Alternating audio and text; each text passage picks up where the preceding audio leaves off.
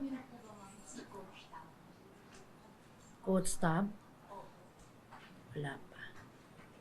ano po yung pakiramdam na hindi pa nga po siya nakakaharap? Kumbaga parang pinakatatay nila yung mga head coach na kasama po. Sa ngayon, ma'am, kung magharap man kami ngayon, parang hindi ko pa siya kaya kausapin. Kasi nga, sabi ko, unahin ko muna yung anak ko. Ko muna yung niya, borol, lahat. Unahin ko muna yung anak ko. Kasi kung mag-uusap kami, matagalan pa ako dito.